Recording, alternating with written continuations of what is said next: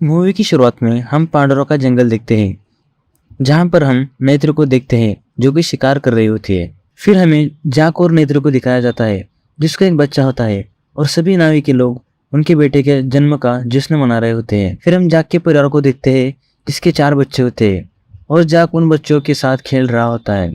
अगले सीन में हम कुछ जहाज को देखते हैं जो कि पृथ्वी पर आ रहे होते हैं। जैसे ही वो पृथ्वी पर लैंड करते हैं पूरे जंगल में आग लग जाती है। वहाँ के जानवर भागने लगते हैं लेकिन उस आग से बच नहीं पाते। हम देखते हैं कि जहाज से कुछ रोबोट्स और मशीन्स बाहर आते हैं जो कि पूरे जंगल को राख कर देते हैं। अगले सीन में हमें लैब को दिखाया जाता है जहाँ पर कर्नल को अवतार में कन्वर्ट किया जाता है।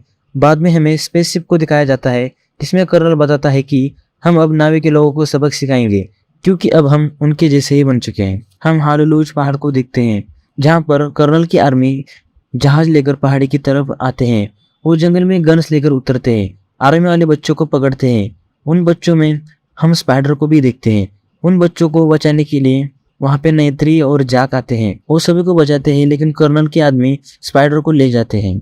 अगले सीन में हम नावी के लोगों को देखते हैं जहाँ पर जाक ये फैसला करता है कि वो अब लीडर नहीं रहेगा। हम जाक की जगह किसी और को देखते हैं और जाक और उसकी फैमिली वहाँ से चले जाते हैं।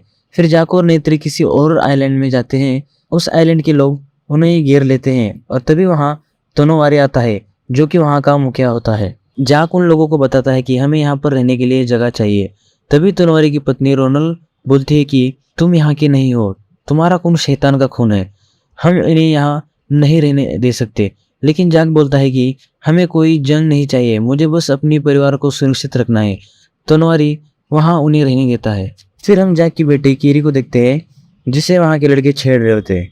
तभी वहाँ कीरी का भाई लोयक आता है। उन लड़कों के साथ वो लड़ता है। फिर वो सब घर जाते हैं। फिर जाक उन्हें बताता है कि जिस लड़के से तुम लड़े हो वो यहाँ का मुखिया का बेटा है जिसे तुमने मारा।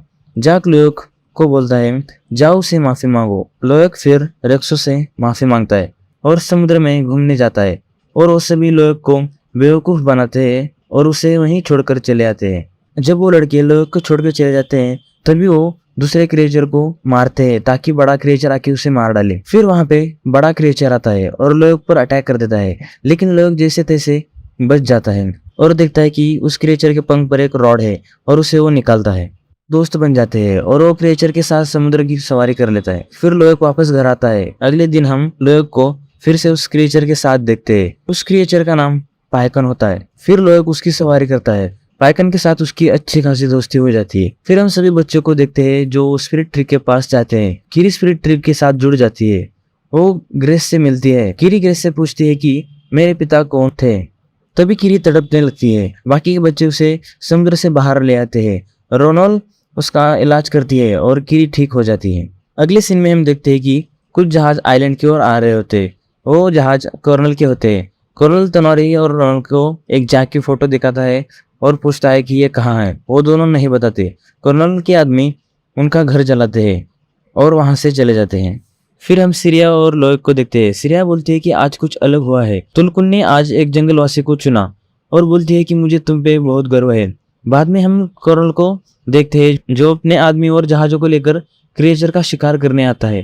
कर्नल के आदमी उस क्रिएचर पर अटैक करते हैं और उसे पकड़ लेते हैं। उस क्रिएचर के ब्रेन में से अमृत निकालते हैं जो कि इंसान को अमर रखता है। फिर आइलैंड के लोग उस क्रिएचर के पास आके देखते हैं। उन्हें स्पिरिट के लोगों पर बहुत गुस्सा आता है। आइलैंड वासी बोलते हैं कि अब हम तुलकुन को मारने का जवाब देंगे। लेकिन जाक बोलता है कि आप लोग आकाशवासियों को नहीं जानते, वो लोग इतने में नहीं रुकेंगे। आप उन तुलकुन को बोलिए कि यहाँ से दूर चले जाए। फिर जाक बोलता है कि तुलकुन पर जिस भी हथियार से हमला किया हुआ था वो बहुत खतरनाक है, हमें उन्हें बचाना होगा और मैं इसे रोक सकता हूँ। सभी मान जाते हैं।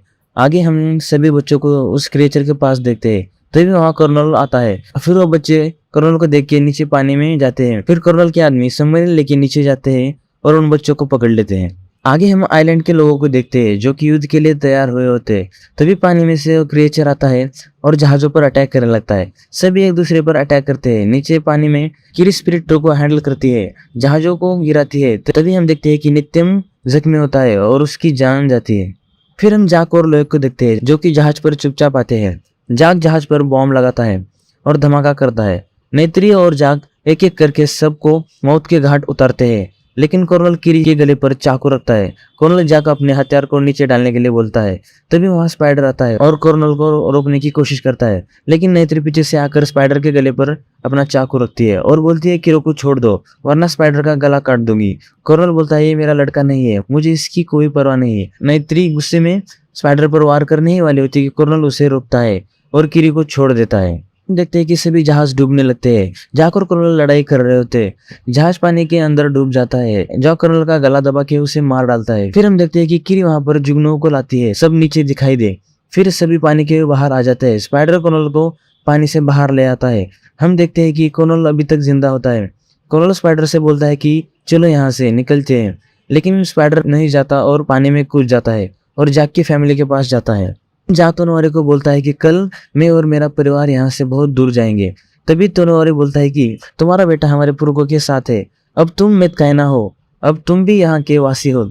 अगले सीन में हम जैक और नेत्री को देखते हैं जो कि स्पिरिट ट्री से जुड़े हुए होते हैं और जैक नेतम को देखता है, जिसे देखकर जैक रो पड़ता है।